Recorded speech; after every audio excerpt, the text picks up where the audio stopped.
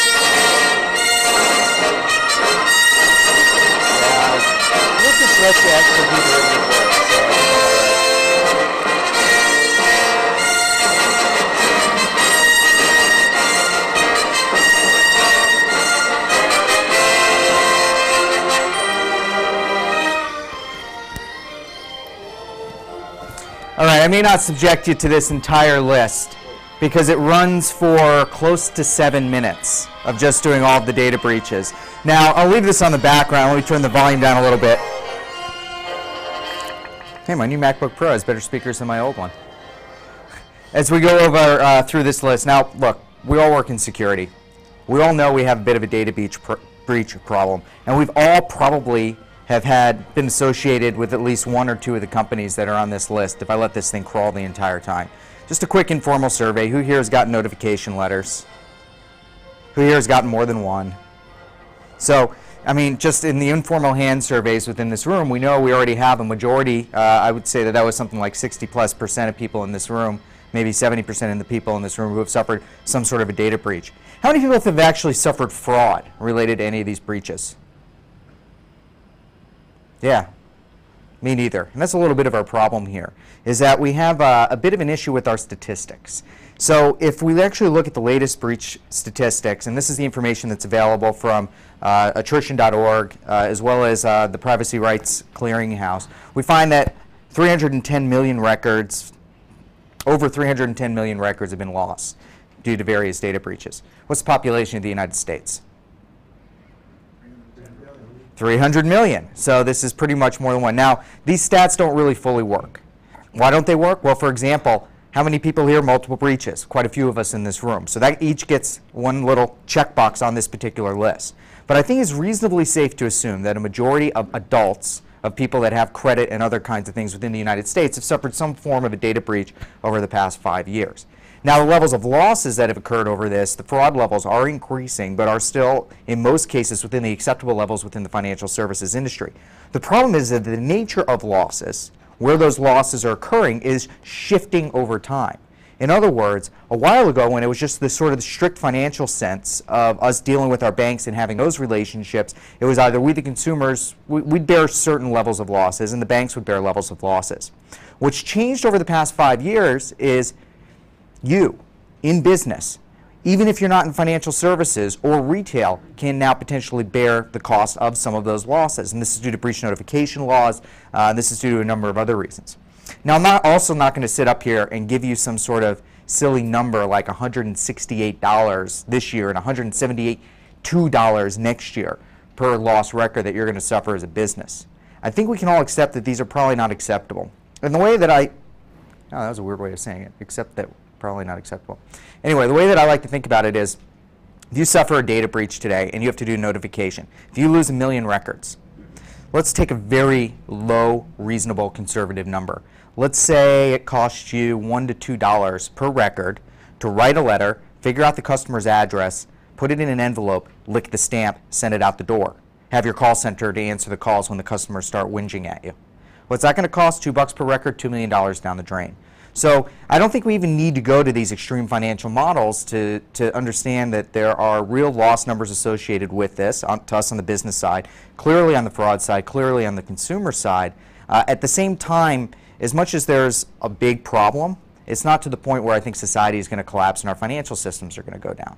Yes, sir? What has the distinction been in terms of what kind of record is lost? Because losing a credit card and losing a social security number or a passport number are really two different things.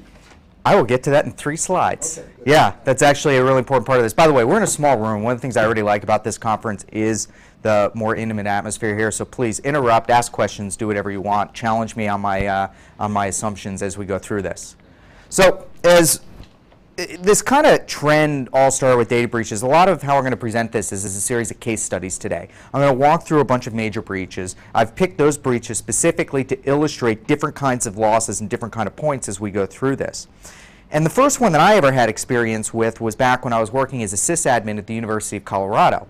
I'm a geek. I bought a lot of stuff online, or at least back then online in the early days of the internet, and I woke up one morning, turned on my laptop, dialed in over my 28.8 modem, waited 30 minutes, and this was in my inbox. This is a letter that Egghead.com, the CEO, sent to all Egghead.com customers, and I was a recipient of this letter. It's the first time I was a victim of a data breach. Well, sort of the victim of a data breach. And basically what Egghead stated was that they had detected an intrusion on December 18th. By the way, what happens a few days later in December? Maybe a week later. Big holiday, I hear?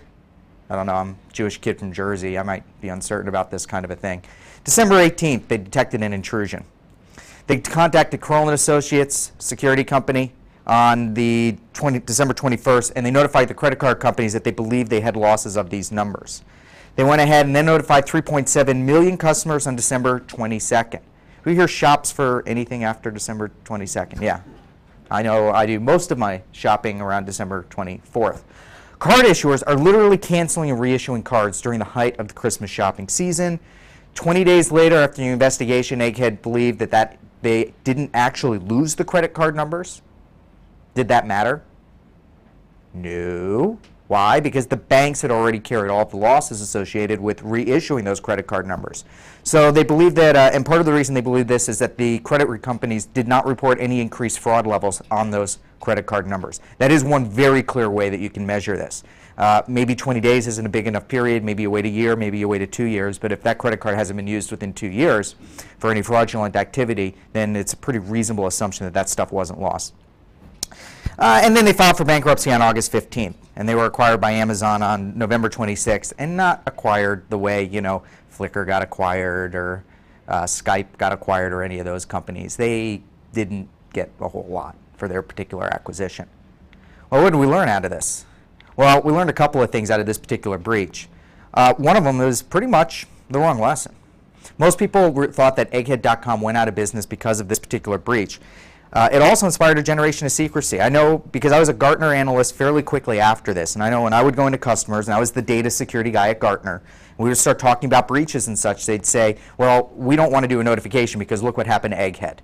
We don't want to end up going out of business the way Egghead did and losing all of our customers, which is a load of butkus. Because if you actually look at the business metrics for Egghead.com, which I did by looking at the equivalent of the Nielsen ratings, I can't even remember which service I used at the time. If you track that and if you track their business, they were in decline long before this breach. I mean, Egghead.com was tanking out long before this particular breach occurred. Their site visits and all of that was down. Their business metrics were all on a very steady decline, and there was not a sharp spike associated with this particular data breach. So this did not put them out of business. We learned the wrong lesson with Egghead.com. And that's one of the reasons why, if you remember my little data breach, from the little Star Wars thingy from the beginning, the year 2000, we had what, 5 notifications or something? Year 2001, not a whole lot, and then the numbers increased after that. We'll go into that, and in this audience, you guys probably all know the answer. So where do we go from there? We've had numbers of breaches in the few years that were following Egghead. Some of the more notable ones that I like is Ziff Davis, who Any ZD reporters in the room? Do you still have jobs? They declared Chapter 11, last week, unfortunately. Not going out of business, just restructuring. Anyways, Ziff Davis lost hundreds of credit cards. They actually got in trouble with some regulatory authorities for that. Ford and Experian, this is one of my favorites. So basically, the Ford Motor Credit Company got compromised. What happened is somebody got the username and a password from a dealership to do the credit checks on people who are buying new cars. They then went and did well over 13,000 credit checks on people, which I don't own a car dealership, but if I had 13,000 prospects that got to the point where I could actually legally do the credit check on them, I'd be pretty freaking happy. And no offense, I wouldn't be standing here in front of you. They went ahead and did the credit reports, and what I really like about this one is they sorted them by zip code. Anybody know why? Rich people don't like to live near poor people. And so they sorted by zip codes, and they used that as a quick filter when they were doing their credit checks to pull people's locations to go after the people who had higher credit ratings. That was one of the more interesting ones. After that, there was the Tri-West. They lost a bunch of DoD records for 562,000 veterans. Now, there are two groups I'm going to talk about in this presentation that you do not want to piss off. Generally, one of those groups is veterans, people who have been in the military and received level of training, because not only do they tend to actually be fairly politically active, they have very long memories. My father-in-law, his information was lost from this in 2003, and he still complains at least every 6 months about this particular loss because of the fraud reports and the credit monitoring. He's always paranoid about anything. I mean, he still, uses a Windows computer that lets his niece, our niece, play on the internet with, which gets all sorts of garbage on it. But he still blames Tri-West and the DoD for that particular loss. And a bunch of others. Up in Canada, that was a funny one. I was in Regina, Canada, which is really freaking cold. You have to literally leave the malls open at night in the winter because that's how you walk around town, because they don't want you walking on the streets because of the cold.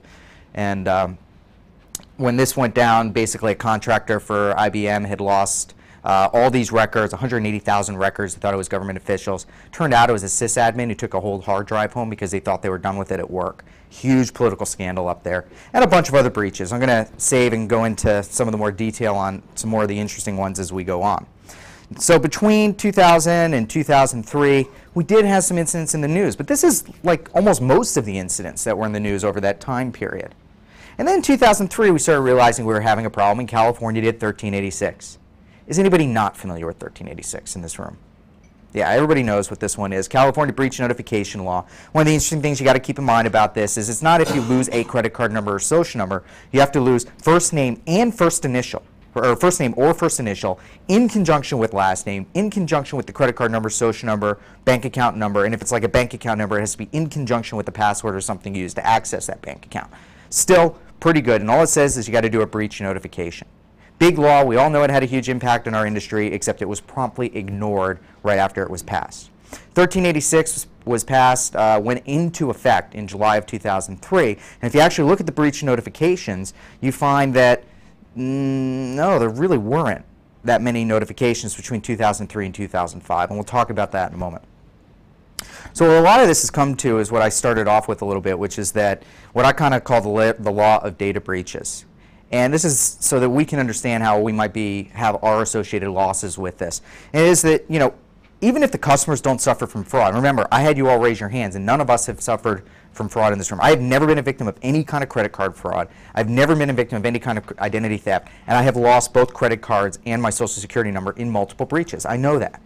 Some people have had those particular levels of fraud. But you as a business, if you're one of the ones associated with the loss, particularly if you're the one that's been breached, you're going to suffer no matter what happens to the consumers.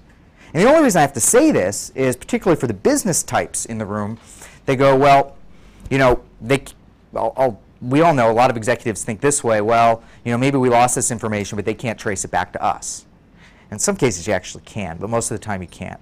And so the businesses kind of think, well, the consumers, they're fine. Nobody's ever, nailed my credit card. But because of the changing regulatory environment and the way the notification laws, and I'm not talking about HIPAA, for the healthcare side, because HIPAA actually, we all know that's not enforced, or Gramm-Leach-Bliley, which is kind of enforced, or SOX, which has nothing to do with this, or even PCI, which is just a way for credit card companies to make sure that you get in trouble if something bad happens and their risk is protected. They don't really actually care that much about making you more secure.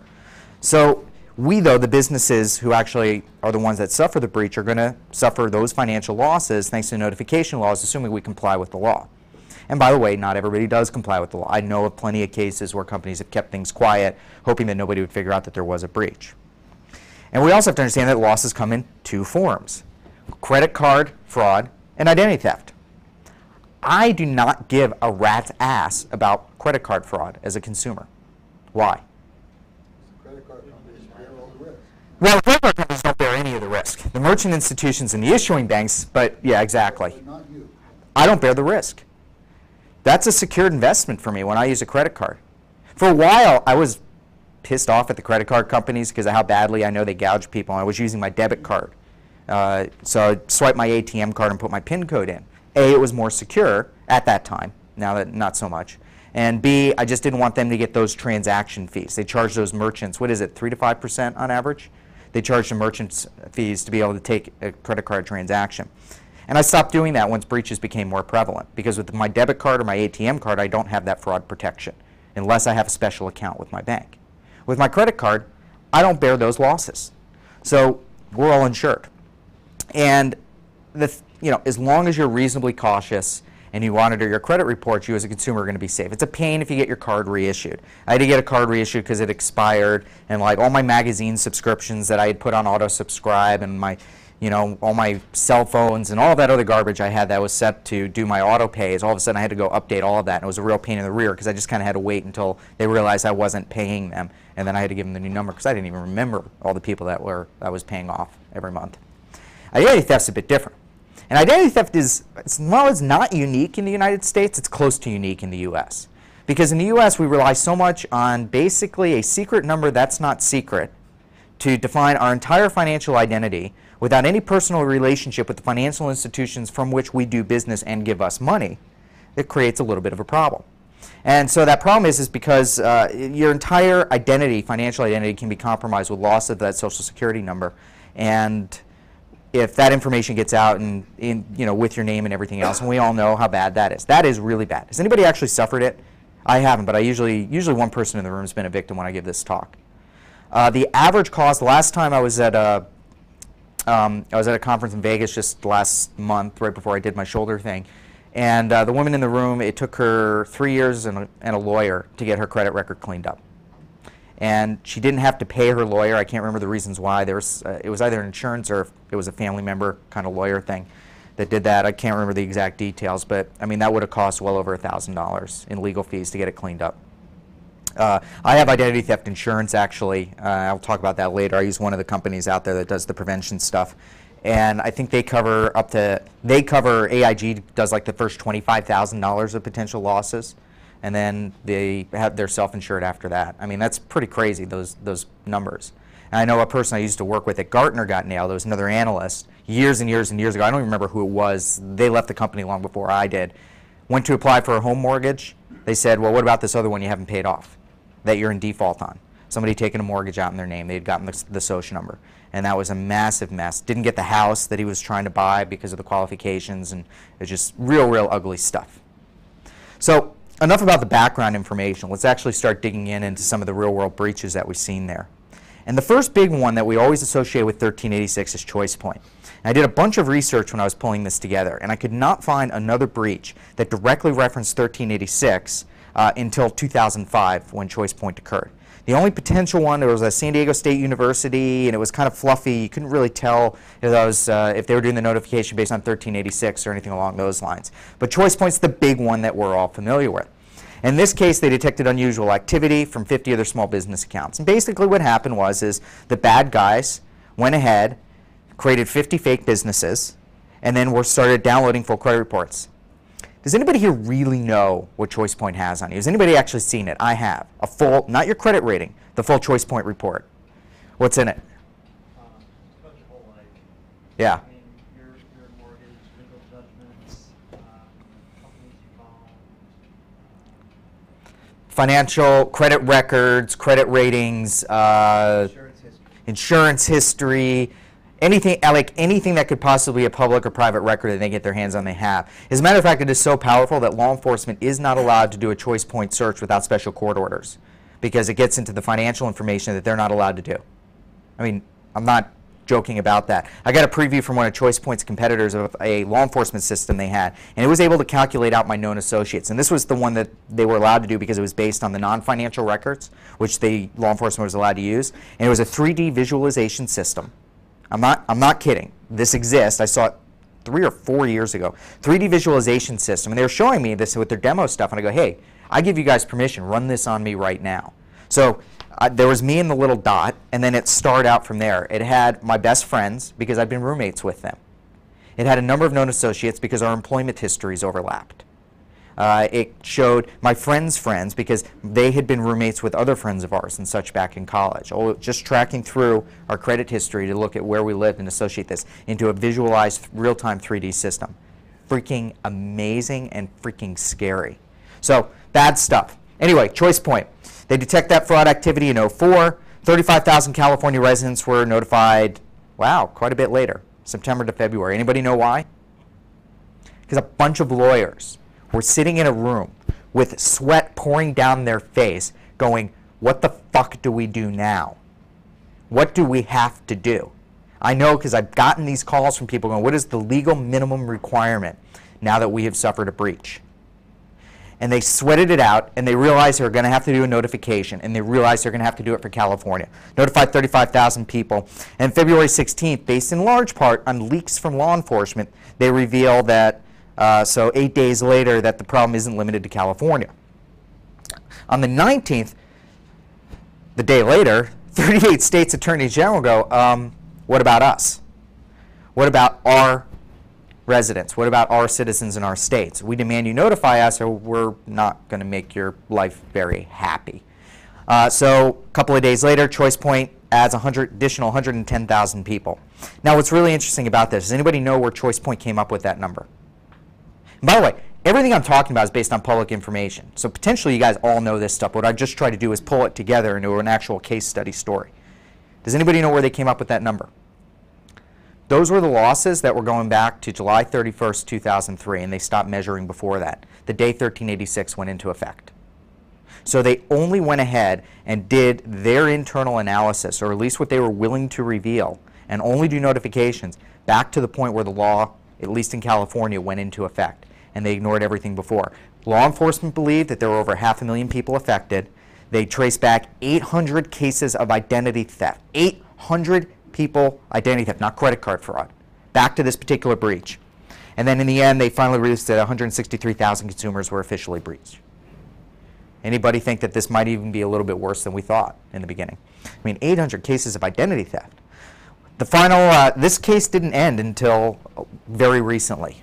This presentation, even though I give it a bunch, I'm constantly updating it. Every conference I re-update it with new information and swap out case studies and stuff. And the final class action lawsuit was settled in January 28, 2008 for $10 million. And if you actually look at the overall losses associated, oops, sometimes I click a little bit too fast on this. If you actually go ahead and look at all of the losses that were associated with this, $10 million in an FTC settlement, $2 million in notification costs. So that's $2 million notification costs for, what was it, 163,000 people.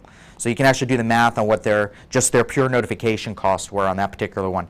Legal fees and everything else. Now this is where some of the loss numbers you see come from. My former employer, Gartner, said it was about $90 in losses. They actually looked at some of the stock impact that occurred when this incident occurred, although ChoicePoint fully recovered from that loss.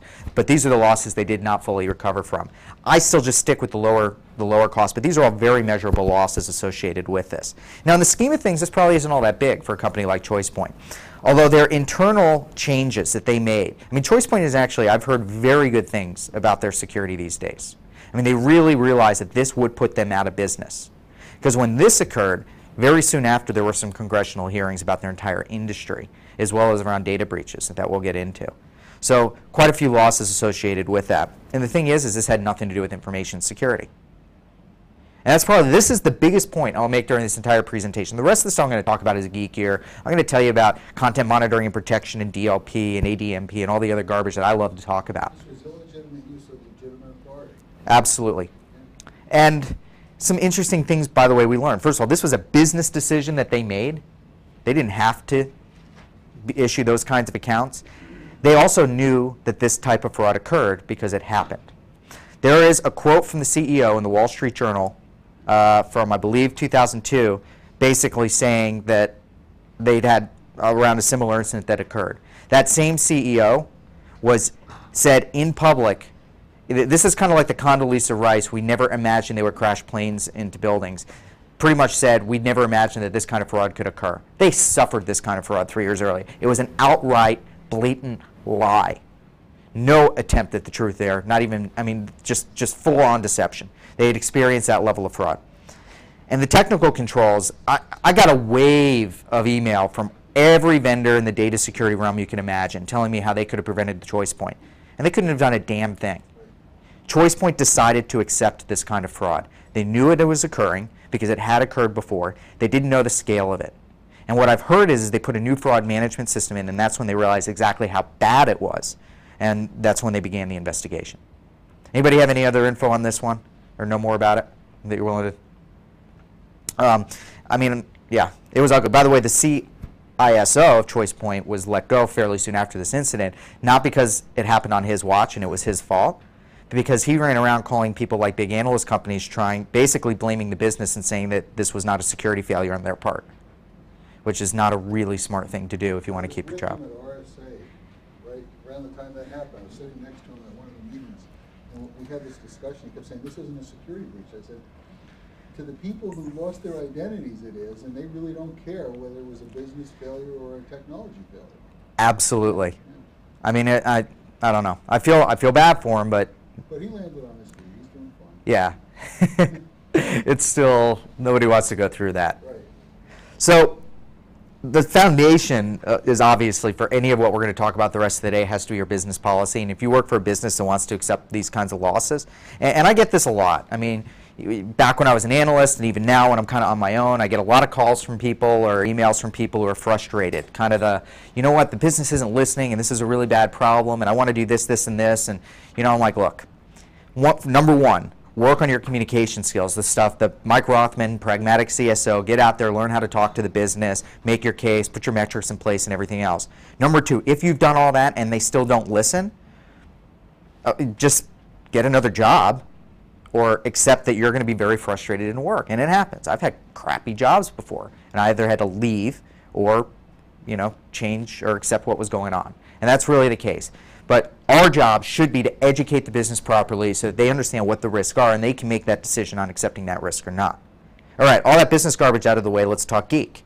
So when we look at the foundations of data security and what's going to build on all the rest of the technologies we're going to talk about today, there are things I'm not going to talk about. I am not going to talk anymore about business policy. I'm not going to talk about anymore about business process. I'm not going to talk about identity management. One of the reasons is I think we can all accept that to properly protect data, you need to know who's supposed to access it. You need to know who people really are. There's whole hours worth of presentations on identity management that and tons of information that are available out there. And then you also have to have reasonable network and host security. Because as much as I'm the information-centric security dude, me and Hoff running around, the reality is that stuff ain't all there yet. And so you still have to have good network and host security before you can do a lot of the other things that I'm talking about. And the example I gave yesterday is if somebody's sneaking into your house and, you know, rummaging around under your bed looking for your porn stash or your underwear, you know, your cash in your underwear drawer or some other ridiculous stuff like that, you need to be able to close off your house so that those random people on the street can't get in and figure out which of your kids is the one that's really doing it and stealing your money.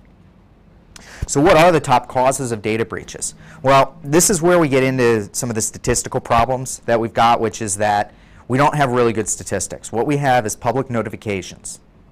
So breach disclosures is what we have. And breach disclosures, like any other self-reporting criminal statistic, are notoriously inaccurate. There's no way to really correlate those directly to real activity.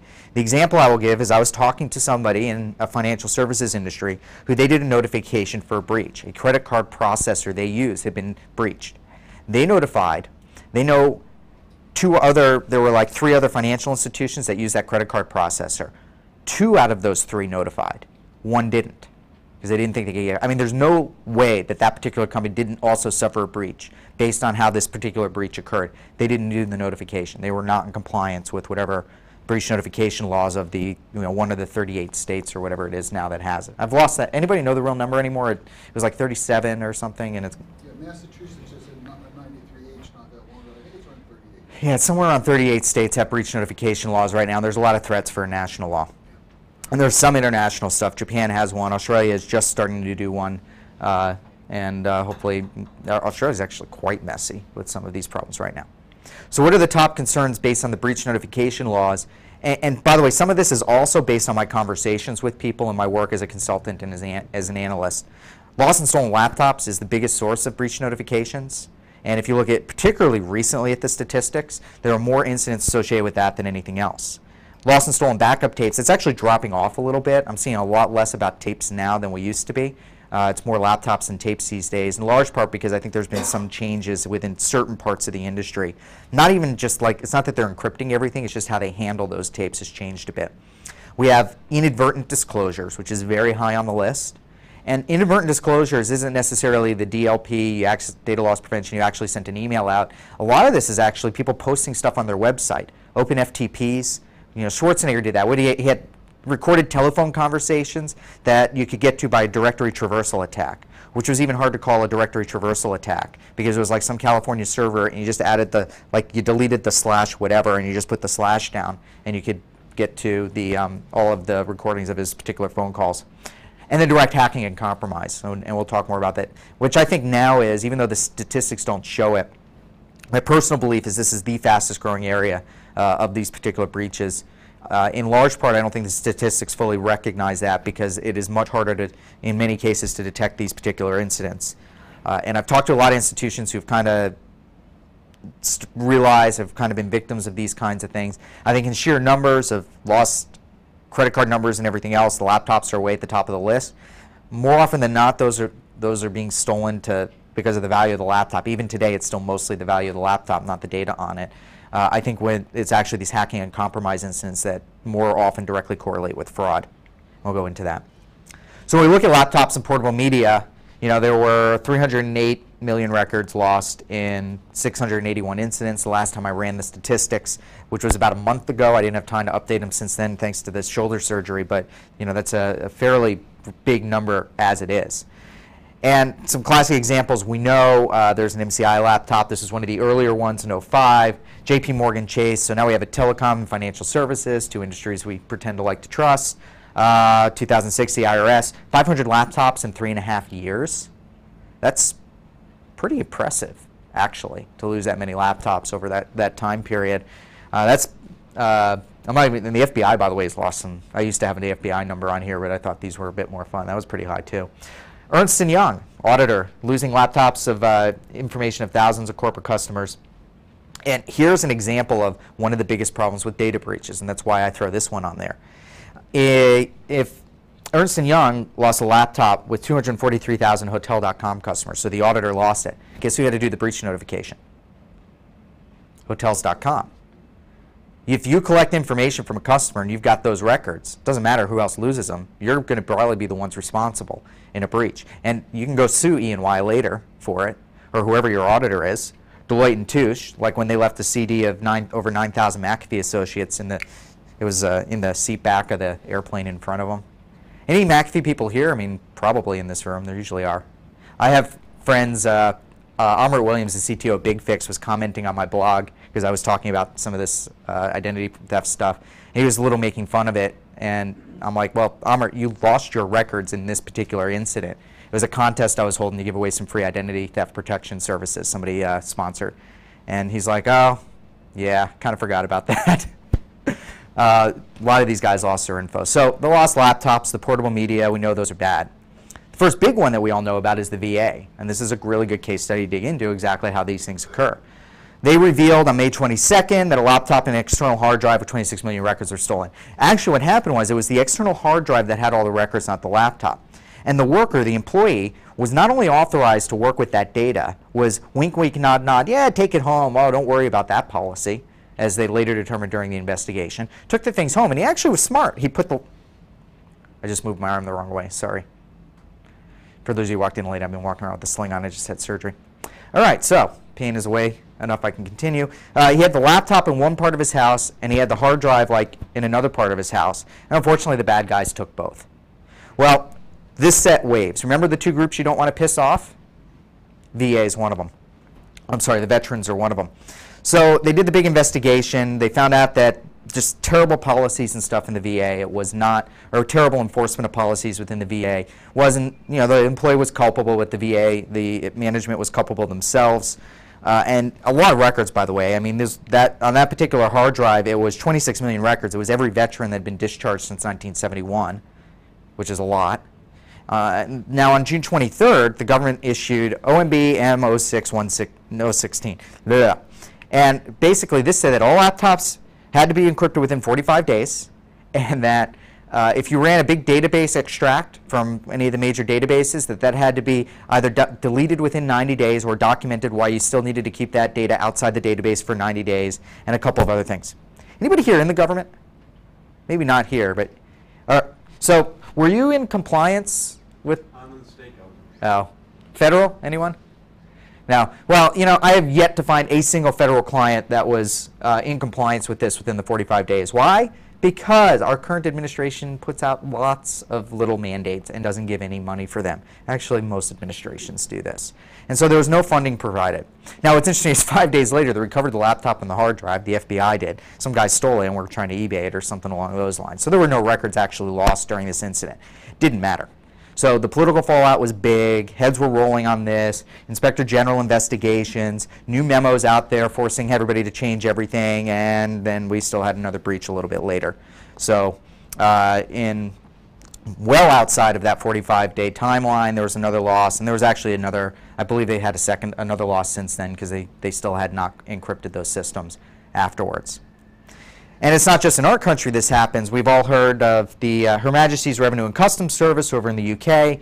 They had lost a laptop in like October 2007. This is the tax authority. Then they revealed to Parliament that 41 laptops are lost, been stolen in the last year. And then CD with 15,000 customers from one of the insurance companies got lost. This is all, you know, the warm-up. And then the big act, which was on October 18th, this past October, a junior official mailed 2 CDs with the entire child benefits database. Anybody know what that is? Every single person in the UK who has had a child was in this particular database. All of their insurance records, which included their financial stuff, had mailed that through the mail, and they just kind of don't know where it went. They don't know if the wrong person got their hands on it, or it just got lost in the mail, or if it's sitting in somebody's desk or anything else. They had to do a report to senior management. 25 million Britons were at risk. What's the population, 60 or 80 million?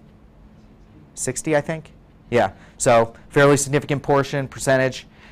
They try to blame the employee for violating policy. Rampant practice in the UK government. Later investigations revealed every freaking agency was mailing these CDs around with this information, and that's how they were doing their data exchange. And you notice a trend: a junior official, an employee with unapproved hard drives or CD-ROMs taking them home. They're always trying to blame somebody else, and in every case the investigations reveal that it was just massive practice and policy failures. And they're having all sorts of political problems over there. Somebody want to tell me why we have such a big problem with laptops and why we have such a big problem with portable media, including CDs? Because they're freaking mobile. It's the definition of mobile devices. It moves. The ability to move or be moved freely or easily. We lose things. Anybody read Stephen Levy's talking today? Anybody read about how he lost his MacBook Air? Yeah. It's hilarious. Apple gave him, he's one of like only 4 journalists to get a MacBook Air from Apple themselves, and he thinks he might have thrown it out with his newspaper in the morning.